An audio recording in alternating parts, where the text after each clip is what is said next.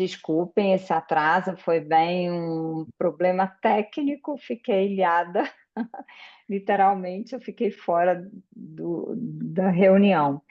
E eu queria muito agradecer a essa participação especial da Fernanda Molulo. Fernanda é uma super nutricionista, ela é especialista em endometriose já há bastante tempo, e a gente sentou juntos e foi ideia dela de nós conseguirmos melhorar esse caminho, né, da paciente com endometriose durante o exame de imagem.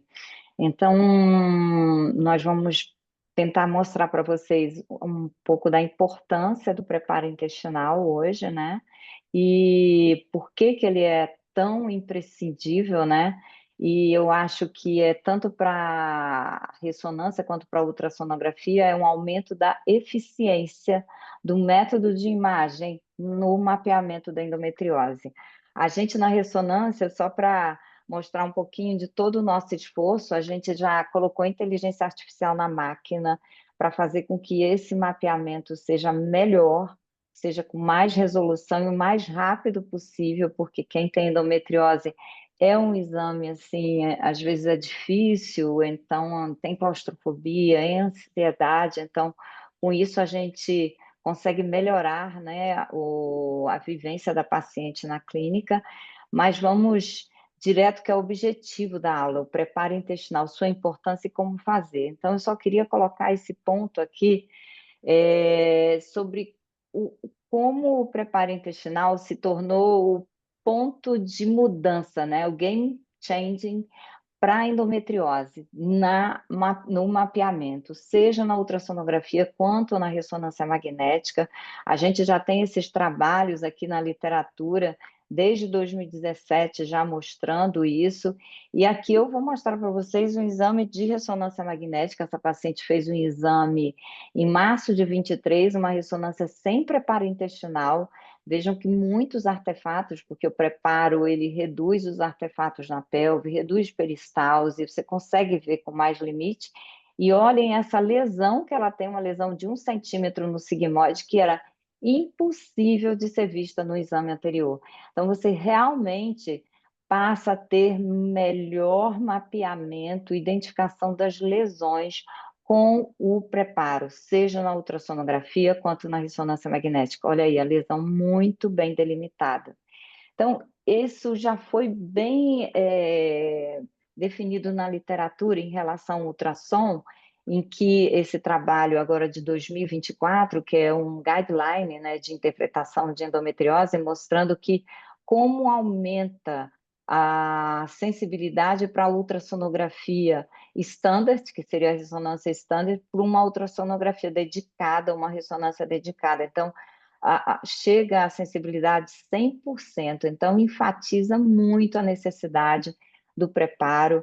Outra literatura aqui da Sociedade Europeia de Radiologia mostrando a importância que esse preparo intestinal ajuda na avaliação, principalmente nos órgãos colapsados, como no reto. E então a gente, para fazer um exame, que é o estado da arte, a gente tem que perseguir isso para fazer um mapeamento adequado. O preparo intestinal está aí e é ele que vai fazer a diferença. E o que que ele ajuda, né? Para vocês, assim, por que que a gente pede tanto? A Fernanda vai explicar como fazer, porque a gente vê, além das lesões intestinais melhores, no reto, a gente vê no sigmoide, no seco, no ilho. Você ajuda a decidir qual tipo de cirurgia, ver melhor a profundidade, grau de extensão, identifica as pequenas lesões e ainda vê lesões peritoneais. Então, vamos só ver um pouquinho na prática. Isso aqui é o que eu não desejo para vocês, é um exame, né, em que não detectou as lesões, e você chega na cirurgia e um cirurgião amigo meu fala sempre isso, a cirurgia do I tem muito mais lesão do que tem.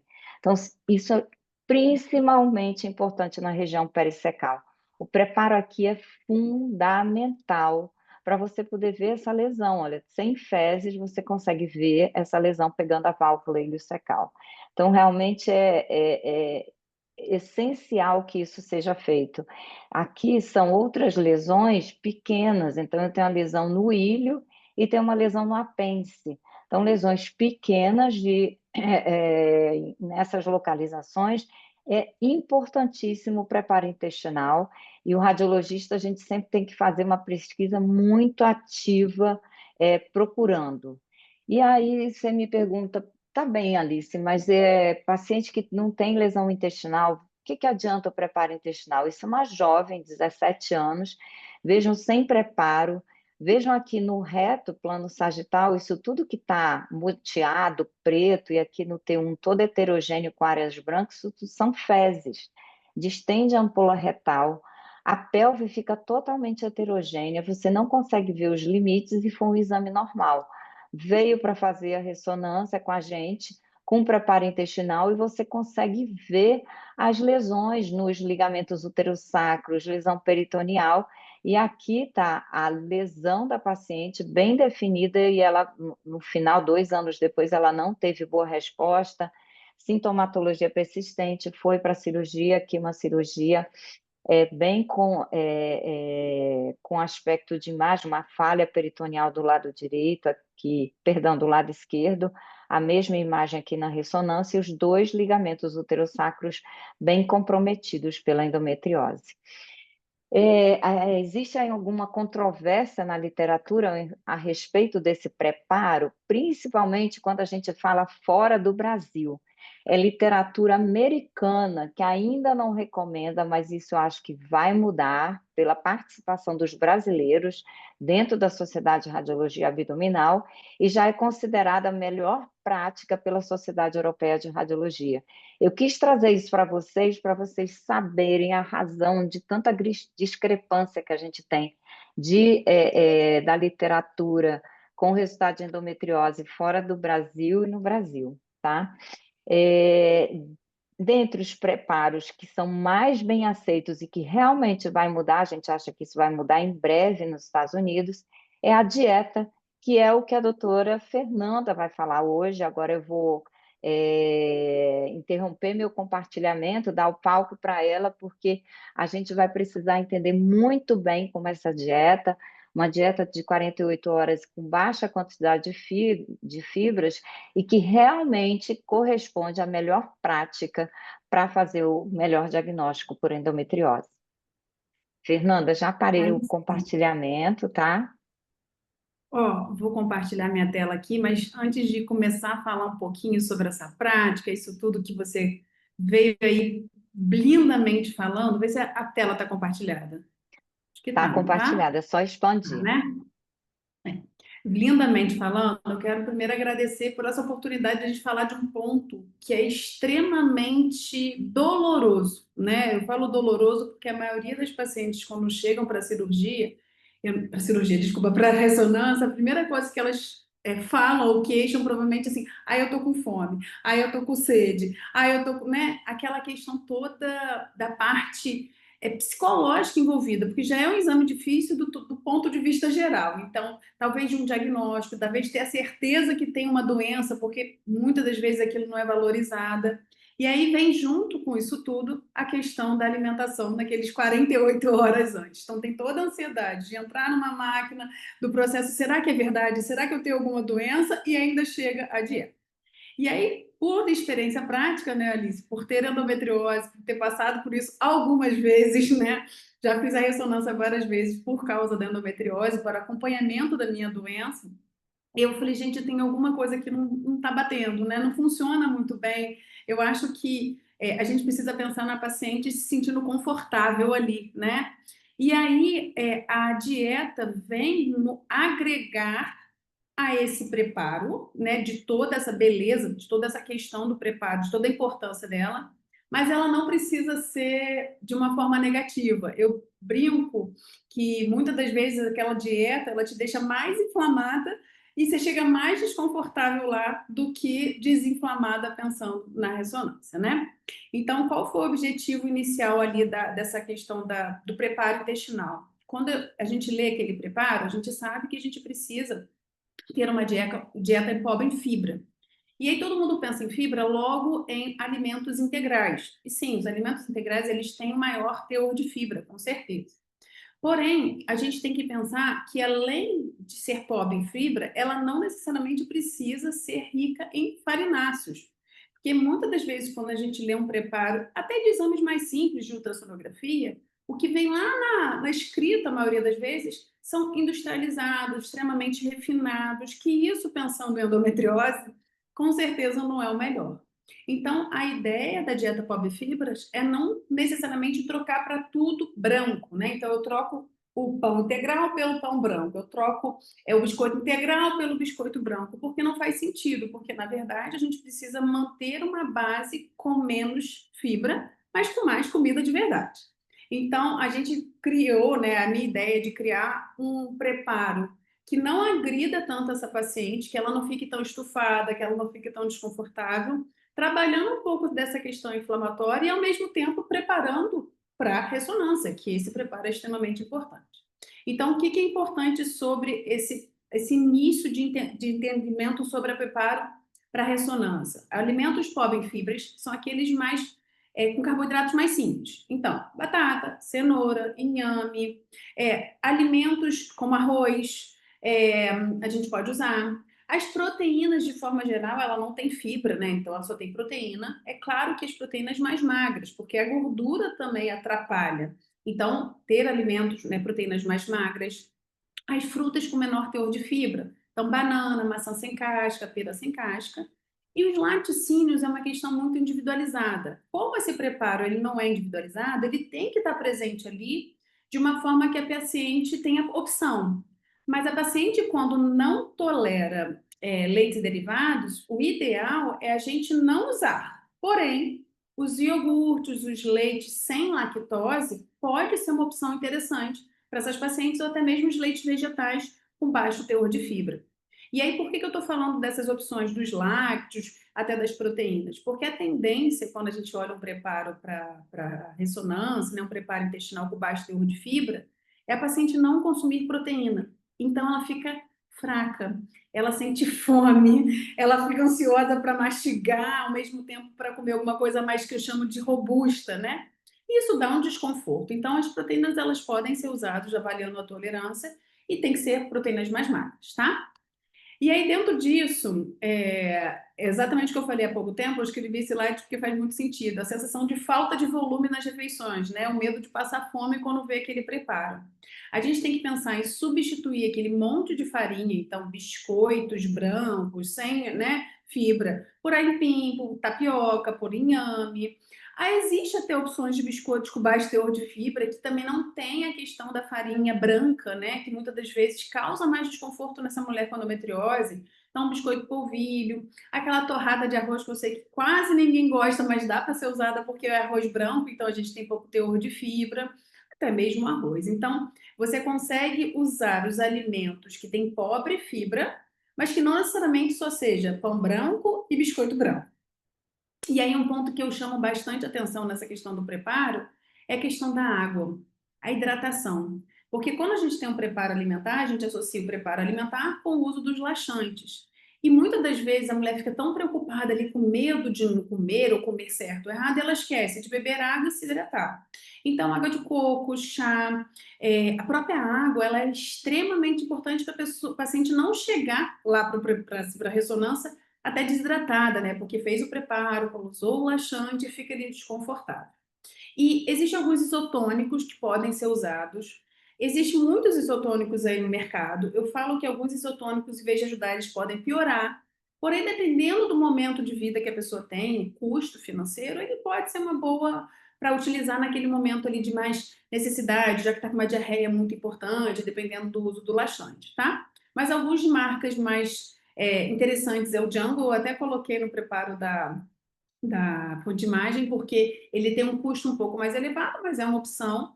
E ele tem uma proposta mais clean, com menos química, com menos aditivos. O que a gente fala que menos industrializado, melhor na mulher com endometriose, tá?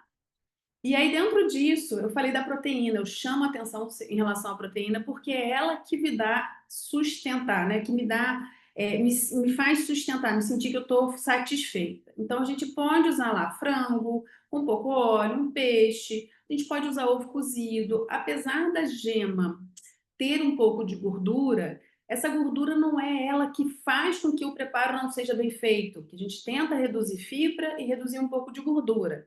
A gordura pior é aquela gordura da carne aparente, do excesso, do industrializado, mas do ovo tá tudo bem, tá? As proteínas de leite, né, iogurte, se você consome, você se sente bem usando assim lactose. E a gente pode utilizar, e isso é bem interessante, principalmente quando a gente chega na parte do preparo, que é da dieta líquida, as proteínas em pó. Então, a gente tem whey protein, a gente tem proteína do colágeno em protein, a gente tem algumas proteínas veganas, e que a única questão que você tem que se preocupar em relação à sua proteína é se ela tem um alto teor de fibra. O que seria um alto teor de fibra? Né? Dentro da porção lá de proteína, que geralmente é um scoop, não ter mais de 5, 10 gramas de fibra. Menos, tudo bem, é muito pouquinho, porque a gente não consegue zerar completamente a fibra na alimentação, né? É quase que impossível. Tudo tem um pouquinho de fibra. A ideia é ter o mínimo possível de fibra para produzir menos bolo fecal, menos gases, menos flatos e, consequentemente, melhorar toda aquela imagem que a Alice mostrou ali no início, tá? Então, é bem interessante a gente usar as proteínas de forma fracionada durante o dia, tá?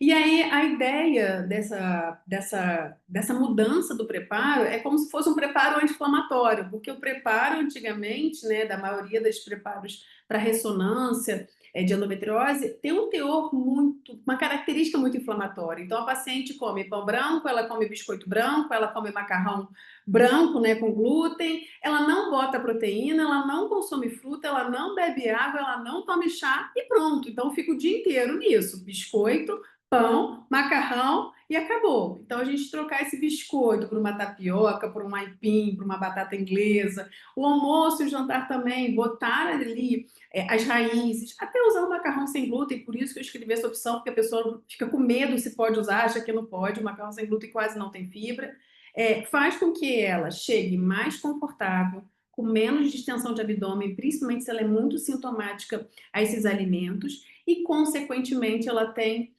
um exame com mais qualidade, ela não fica com tanta fome, ela fica bem-humorada, e isso vai fazer muita diferença. Então, esse foi o objetivo. Eu quero ver se todo mundo conseguiu entender aí. Eu fiz de uma forma bem dinâmica e eu quero abrir até para perguntas, né? Assim, se ficou claro, se deu para entender a ideia e se existe alguma dúvida, já que é um preparo que a gente fala aqui de uma forma geral, não individualizada. Então, o café da manhã, lanche, almoço, eu não posso falar para cada pessoa, para cada momento, mas que a pessoa tenha uma noção e jogue para a realidade dela o que eu posso comer no café, o que eu posso comer no almoço, o que eu posso comer no lanche, o que eu posso comer no jantar. Maravilha, Fernanda. Nossa, foi muito, muito bom, muito bom. São muitas as dúvidas que a gente vê com que a paciente fala, e uma coisa que às vezes elas falam para mim é que como a gente faz essa dieta, elas acabam não evacuando, elas são constipadas, e aí diminui a dieta e não evacua. Então, assim, eu não sei se a gente faz alguma coisa diferente, eu acabo tendo que Vamos lá. intervir depois com o restante do preparo intestinal, que não é só a dieta, né? Tem outras fases. Uhum, perfeito. Olha, Alice, eu acho esse ponto até interessante. Muitas das vezes, e isso eu acho que é até uma questão de conscientização, né? A paciente já tem uma dificuldade de evacuar por erros alimentares, né? E aí, isso, eu sei que a gente, quando a paciente chega para fazer a ressonância, ela vai comentar isso, a gente fala, meu Deus, mas é um erro alimentar anteriormente que ela deveria ter corrigido, e quando faz o preparo, aquilo funciona. Porém, a gente não consegue, né? Muitas das vezes é uma paciente que chega de outro lugar e que vai fazer a ressonância e vai fazer o preparo. E aí, nesses casos, dependendo, sim, tem que fazer uma intervenção maior em relação ao laxante. Porque você colocar fibra no ambiente que já é muito negativo, o que eu falo negativo? Já tem uma desbiose intestinal, que tem, né, alteração das bactérias, pode piorar a distensão das alças, né? Você pode gerar mais gases e, consequentemente, não ser tão bom, não bem feito o exame. Então, nesses casos, a gente estimular ali uma fibra, que seja, né, botar alguma fibra pontualmente para fazer mais efeito laxativo, pode ser negativo.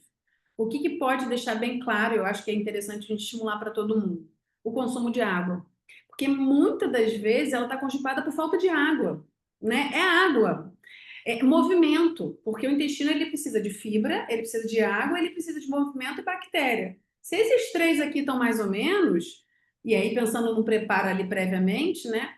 A chance de ficar mais constipada é grande. Então, de uma forma ali pontual, pensando assim, né, já que a gente não consegue intervir antes da ressonância, infelizmente, olha, aumenta seu consumo de água, tenta botar mais água aí, beber mais água e se movimentar. Então, caminhar, porque eu falo que o movimento é muito interessante. Eu não sei se quem teve já experiência aí de vou dar uma caminhadinha, já dá uma estimulada no intestino. E como ela já está com laxante, né, que tem que ser usado muitas das vezes por preparo, aquele laxante começa a falar, opa, aqui eu acho que pode funcionar e começa a funcionar melhor. Então, acho que a intervenção mesmo seria, dependendo do caso, às vezes aumentar o laxante e estimular esses dois fatores, a água e um movimento, né? A caminhadinha, que seja qualquer movimento que a paciente consiga fazer, né? Se movimentar. Muito importante isso que você falou. Entrou uma pergunta, mas eu já Uhum. vou conversar isso com você. Você acha que a gente tem que colocar, porque o ideal seriam 2 litros de água por dia, teria que estimular uns 3 litros de água por dia? Nesses casos, sim. A gente tem um parâmetro que é aquela meta, né, de 30 a 35 ml por quilo. Quando a gente pensa num preparo que é um padrão, é muito difícil você colocar isso, porque tem pessoas que não têm esse time de, pô, vou fazer uma conta aqui para ver quanto eu preciso, né? Nem está pensando nisso, Aham. ela só quer fazer o ressonância, né? Então, como é um preparo que exige muito da paciente em relação à hidratação, porque isso vai ajudar ela a passar bem, isso vai ajudar o intestino a funcionar, e aquilo que ela perde, né, por causa do laxante, ela tem que repor. Então, aumentar nesses casos é super importante, botar em torno de 3 litros de água por dia, com certeza. Eu acho que é válido. É, claro que cada um tem uma necessidade, mas nesses casos mais específicos, e pensando de uma forma geral, né, que a gente faz preparo para todo mundo, não é uma forma individualizada, não dá para fazer de uma forma individualizada, né? Quem dera. Não, eu achei esse ponto muito importante, porque eu colocava para estimular a ingesta hídrica, mas eu acho que colocar um objetivo é melhor. Tenho 2 perguntas, e o primeiro eu vou fazer do Dr. Marco, como conduzir a paciente que tem diarreia crônica, Fernanda? Isso é uma realidade, nossa, até porque elas têm o colo irritado, né? Exato. Vamos lá. A diarreia crônica, primeira coisa a gente tem que tentar entender o motivo. Porém, de novo, mesmo o raciocínio da paciente que é constipada, a gente não tem como, naquele momento que ela está chegando para fazer um exame, saber a história e mexer ali. Então, a gente tem um preparo padrão e que todo mundo vai se encaixar nisso, tá? Dentro do preparo alimentar, para uma diarreia, é vantajoso você reduzir a fibra, que é o que a gente preconiza pensando no preparo. Então, esse é o ponto positivo. Então, quando você reduz a fibra, você tende a melhorar a diarreia da paciente, você tende a diminuir a distensão de abdômen, você tende a diminuir a produção excessiva de gases, tá? Porém, tem um laxante, né? Que é o ponto aí do outro lado. Se ela já tem diarreia e toma mais laxante, aquilo vira uma bagunça. E aí, nesses casos, é muito difícil a gente intervir, dependendo se a paciente não conta, né, pra gente. Então, eu vi aqui até ele botou um protocolo único, né, de cada caso. Se a gente não consegue saber previamente, acaba que ela vai usar o laxante e ela vai ficar mais desconfortável. E aí, reforçando ali no preparo a questão da água e da reposição de eletrólitos, né, até mesmo com água de coco, né, ai meu Deus, tipo Gatorade, esqueci o nome, o Jungle, Aham. pode ser interessante, né? Mas infelizmente, naquele momento de um preparo, eu não consigo intervir numa diarreia crônica, só se for previamente avisado e a gente reduz o laxante, poderia ser uma estratégia, né? De redução de laxante e a manutenção da dieta com baixo teor de fibra vai ajudar com que ela fique menos distendida, com menos produção de gases e com essas fezes tão desconfortáveis, né? Que a paciente tem diarreia crônica, às vezes ela fica desconfortável, que ela vai tanto ao banheiro, né? Eu queria, obrigada aí pela pergunta também, pelo comentário, Marco, super interessante. É, na fonte imagem, o que que a gente faz? A gente faz um acompanhamento de perto agora com os pacientes, já tem isso, já tem um tempo que a gente observou que tinha muitas dúvidas, e quando a gente começou a fazer esse acompanhamento, assim, como elas fazem sem ajuda, né? Tem isso. Então, É 2 dias antes, a dificílimo. gente entra em contato e elas fazem essas perguntas. Então, realmente, eu diminuo, olha o que eu pensei, sou eu, né? Ver se está tudo certo. Eu peço para ela fazer a dieta por 3 dias e diminuo o laxante. É o que eu faço para tentar ser menos Uhum, irritativo. Eu sei que a dieta é uhum, chato, mais tempo, mas você tenta reduzir mais ainda o bolo fecal e ser menos uhum. irritativa para o intestino. Perfeito. É uma estratégia boa. O Theo Marco aqui, ele perguntou se o protocolo é único ou variado cada caso, né? Quando eu dei a ideia para a Alice, eu instituí um protocolo único porque é até difícil, né? Cada caso você fazer um preparo, é extremamente difícil. Você tem que ter uma equipe muito capacitada e uma avaliação ali muito individualizada. Mas como a Alice falou, né, quando eles estão fazendo essa individualização atualmente, com certeza dá para a gente fazer isso, como você falou, né? Aumentar o tempo de preparo, diminuir o laxante, né? Trabalhar nesses fatores. E um ponto importante sobre a questão do preparo. Eu acho que chama a atenção da maioria das pessoas, e eu falo não só da ressonância, tá? De qualquer preparo, ainda mais como mulher, que a gente faz um monte de exame, né? Ultrassom de abdômen, ultrassom de mama, etc. Cada um tem um preparo diferente. Muitas das vezes, aqueles milhões de letrinhas deixam elas extremamente confusas. É 4 horas de Tem. jejum, é 6 horas de jejum, é 2 horas de jejum, é 5 horas. Eu tenho que tomar isso que horas que é o laxante. No final, se você tem uma pessoa que organiza ali, ó, o laxante é tal horário, o jejum é tal horário, fica muito mais fácil do que esse protocolo. Mas é um trabalho mais amplo, né? Com certeza. Fernanda, eu acho que eu vou só colocar uma imagem aqui falando um pouquinho do laxante, Uhum. porque rapidamente. E o laxante e a dieta, eles meio, nesses casos mais incomuns, né? Eles têm que trabalhar juntos. Então, e tem alguns detalhes em relação aos laxantes mais usados, né? Eu botei aqui o nome farmacêutico, né? Começa com D e o com G, né? Eles têm essa característica e dependendo também, paciente que tem colo irritável, intolerância à lactose, eles podem se beneficiar com um deles, né? Então, o bisacodio, ele acaba estimulando diretamente o intestino e o pico sulfato de sódio, né, o Talax, ele estimula o intestino grosso após a ativação por bactérias intestinais. Então, acaba que nós temos menor quantidade de náusea e diarreia usando o pico sulfato de sódio. Então, nós já tem um tempo, a gente mudou para o pico sulfato de sódio, porque ele tem uma ação um pouco menos agressiva em relação ao intestino nessa paciente que já tem o intestino irritado, mas elas podem ter cólica abdominal. E falando então aqui, ó, só resumindo, né, a resposta ela pode ser individual, mas o mais frequente é o pico sulfato de sódio ter menos efeito colateral do que o bisacodil. E acho que isso aqui, outra coisa que a gente faz para o preparo é o supositório de glicerina, mas esse é bem mais é, aceito pela paciente, é menos agressivo. A outra possibilidade é o fosfoenema, mas as pacientes aqui no Rio preferem mais o supositório de glicerina. Então, só vou aqui interromper, porque eu acho que foi importante a gente repassar como a gente trabalhar com uma paciente com intolerância à lactose, tem endometriose, tem o intestino irritado e tem que passar por esse preparo e ainda fazer o laxante, né?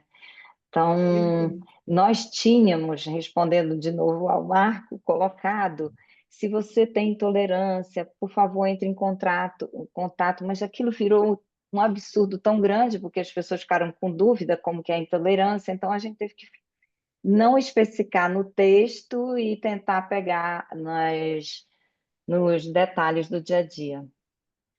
Perfeito. Bom, Eu acho, Alice, que responde até essa pergunta da Lídia ali em cima, né? A medicação da cólica intestinal nem sempre dá vontade de ir no banheiro. Alguma ajuda, alguma outra ajuda. Depende da medicação, né? Você acabou de mostrar aí, você viu que algumas dão mais, uma dá mais efeitos náusea, outra mais cólica, então acho que depende da medicação. E muitas das vezes o movimento, a mesma coisa que eu estimulei, o movimento e a água vai ajudar que você consiga ir ao melhor ao banheiro, né? Então você se movimentar, então você tá com aquela cólicazinha. Então, assim, tá tendo um movimento peristáltico ali, tem alguma coisa acontecendo. Então se movimenta um pouco mais e bebe mais água, que isso tende a ajudar as fezes a saírem, né? é, tiveram duas pacientes que eu tive que mandar voltar, porque elas eram muito constipadas, fizeram direitinho, eu liguei, e aí eu tive que adicionar o Picoprep para elas. Não teve jeito. Uhum. Então, aí, mas assim, é um caso de exceção. E essa era uma Exceção. paciente que precisava, o médico achava que tinha doença na válvula iliocecal ou no apêndice. Bom, eu preciso de um preparo adequado, aí valeu, então teve que incluir. A ausência de preparo interfere no colo ascendente e na infiltração dos nervos. Acho que ele quis dizer interfere na avaliação, com certeza, mas é fundamental demais, tanto para avaliação sem neurografia quanto com neurografia, porque o reto ele distende, a gente sabe que a passagem de nervo hipogástrico e plexo hipogástrico inferior é tudo lateral reto, então o artefato, às vezes, na imagem, ele ultrapassa o limite do órgão, porque fica tão distorcido, e você não. E a outra coisa é que você, alargando o reto, você acaba diminuindo o espaço para as estruturas finas que estão do lado dele. Então, você comprime e reduz a avaliação da anatomia. É como se você enchesse uma bexiga, aquilo ali vai comprimindo em volta. Então, ou então um cérebro muito dilatado, com hidrocefalia. Para você saber o quanto de cérebro tem que drenar, porque aquele cérebro menos comprimido ele vai expandir. Então, é exatamente isso como funciona.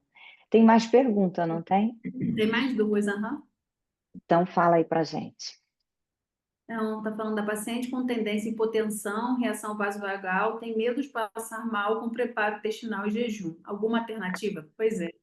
É um caso, mais uma vez, um caso mais específico, né? E aí, nesses casos, a gente precisa intervir. A primeira orientação nutricional nesses casos, ela se consumir, né, e comer algo de cada 2 horas estourando, porque isso faz com que ela fique alimentada mais tempo, isso evita até desidratação, então acho que esse é o primeiro ponto. A questão do preparo intestinal, a Alice falou, né, acaba às vezes tendo que individualizar, dependendo do caso, apesar de ter o preparo ali padrão, tem que individualizar. E a questão do jejum, ele não é tão longo, né? Claro que depende do horário do exame, eu acho que isso é importante, né? Mas não é um jejum Isso. absurdo, né? É um jejum que todo mundo faz dormindo. Claro que se você está fazendo alguma atividade, você está trabalhando, isso modifica. Então, acho que é uma orientação dela se organizar para aquele dia, tentar fazer, né, de manhã cedo, que fique no primeiro horário da ressonância, isso pode ajudar bastante por causa do tempo de jejum, que é o tempo de jejum que é à noite, né? A gente faz um jejum de 8, 12, né? Dependendo da pessoa, é o horário que come. Mas eu acho que esse é o ponto. É importante assim, que só queria adicionar uma coisa. A gente faz o jejum para sólido de 4 horas e a gente É, estimula manter o líquido até a hora eu- do exame. é, Então, isso é uma coisa que nós mudamos. Quando a gente fazia, assim, sei lá, uns 10 anos atrás, era extremamente comum. Para pior. Extremamente, eu não vou dizer, mas era muito frequente da paciente e ou entrar ou sair na ressonância e realmente ter lipotímia. A gente tinha que estar próximo, porque você soma tanto o jejum, o preparo, mas o Buscopan. Então, isso é uma atenção enorme que a gente fica, e isso mudou completamente uma vez que nós inserimos a ingesta de líquido até na hora do exame. Realmente foi fundamental. Mudou, E né? não água só. A gente fala suco coado, tudo. Pode tomar tudo Água de para coco. poder. Exato, água Né? de coco, isotônico, tudo. Isso realmente mudou a experiência. E quando outra coisa assim, né, eles devem estar se perguntando, eu vou ter que individualizar em todos, né? Até é difícil para um serviço. Na maioria das vezes a gente não tem esse trabalho, as pessoas se adaptam, até porque está muito escrito, Mastigado, né? Uhum. mastigado, então é só ela acompanhar, são só 2 dias, e com a ingesta hídrica, que realmente mudou, isso funciona na maioria das vezes. E as exceções são exatamente essas que nós perguntamos, uma constipação que não evacua, e a paciente que tem endometriose, ela fica super preocupada em realmente fazer um exame bem feito, né? Ela não quer deixar passar a Exatamente. lesão, então elas entram em contato, não evacuei, o que que eu faço? Então, eu vou levar essa dica de andar, hein, Fernanda? Foi maravilhosa, porque a gente É não pensa importante. Vai nisso. andar. Não, super, super importante. As pessoas não E andam, né? Ainda mais que ficam meio com medo, né? Claro que andar, não precisa sair, fazer uma maratona, né? Mas assim, se movimentar dentro de casa, né? Vai andar um pouco embaixo, sobe, porque o intestino ele já trabalha, a peristalse precisa de movimento, né? Não pode ficar parado aqui esperando o cocô sair, que não vai sair, né? Muitas das mas vezes. é porque hoje é muito comum a pessoa trabalhar online ou trabalhar, ficar muito tempo sentada, então acaba fazendo o preparo em casa, porque ela pede para fazer em casa e fica sentada no computador trabalhando. Então, isso realmente é uma coisa importante que você falou, foi fundamental. É, lembrando que a gente já falou, né, que o uso de antiespasmódico, que beleza. A gente faz, isso é outra coisa que a gente tentou focar muito na parte da Preparo, né? dieta, mas o preparo, o que que faz assim, você ter um exame de alta qualidade? A dieta feita pela paciente, essa dieta que tem pouca quantidade de fibra, mas pode ter bastante proteína, como a gente viu, né? Muita ingesta hídrica, eliminar as fezes que estão no intestino, então a gente vai usar medicação para aumentar a motilidade, e a gente vai, na hora que a paciente deitar, fazer o uso de uma medicação para reduzir a peristalse dessa paciente, porque ela vem aumentada, né, com tanto estímulo. Então a gente até fala, quando você deitar, vai ter um conforto, que a gente vai fazer o Buscopan antes do exame, e a gente só faz o Buscopan deitado, que é outro cuidado, né? Se faz o Buscopan lá fora, a paciente vai deitar, ela já está desidratada.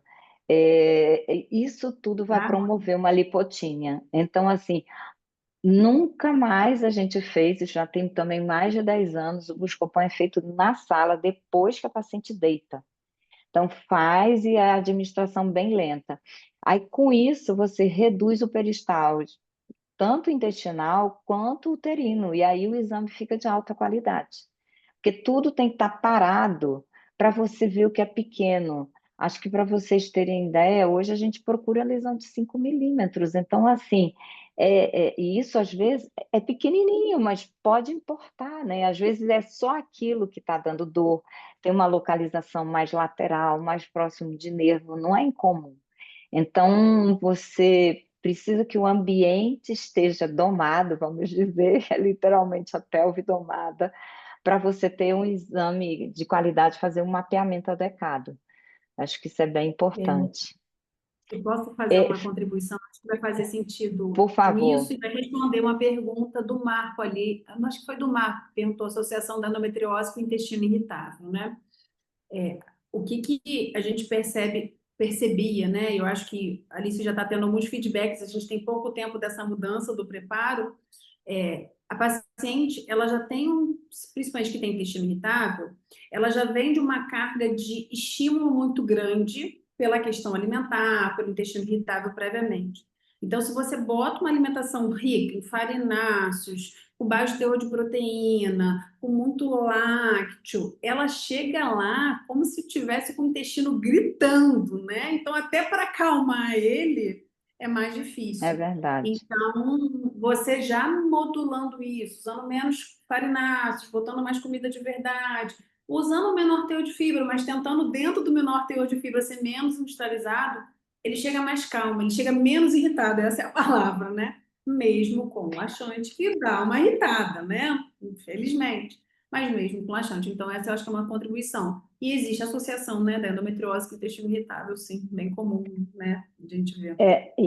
Fernanda, isso que você falou é raro, mas eu tive uma paciente que ela fez uma disbiose pós preparo para endometriose. A gente acompanhou ela, ela não ficou bem, ela realmente passou 3 dias muito mal. Então, isso não é brincadeira.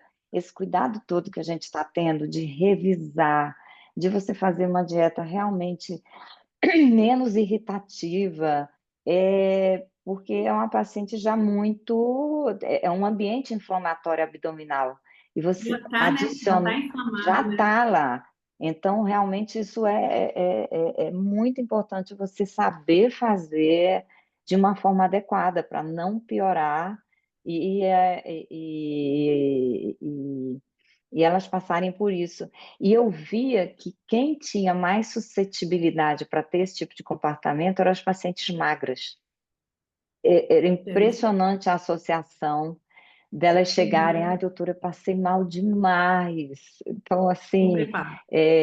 o anterior, Uhum, uhum, sem essa dieta inflamatória, né?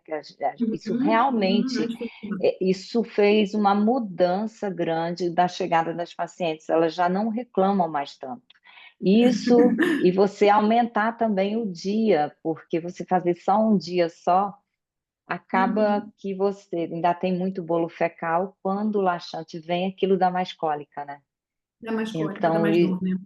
dá mais dor. Então, isso realmente foi muito bom. Foi uma mudança. Fernanda, assim, se você Interessante. Eu tivesse que queria. escolher assim, fala, Ah, pode pode falar. falar. Não, deixa eu fazer um ponto importante que a gente vai lembrando. É muitas perguntas, vamos lá. Quando eu refiz o preparo, eu acho que é até importante eu deixar isso aqui claro, né? Eu tenho que pensar em todos os níveis sociais, né? Independente de classe, questão financeira é importante, né? Então, o preparo ainda vai ter lá o biscoito água, por exemplo, né? Que é o biscoito com baixo teor de fibra, porque infelizmente às vezes a paciente não tem condições, ou é o que ela tem, em casa é um biscoito creme crack, é um biscoito água, para comer, ou um pão francês. É claro que as outras opções são opções melhores, mas às vezes a paciente não tem outra opção, e eu falo financeiramente porque ela ganha aquilo, ou é o vizinho que dá, ou alguém que dá.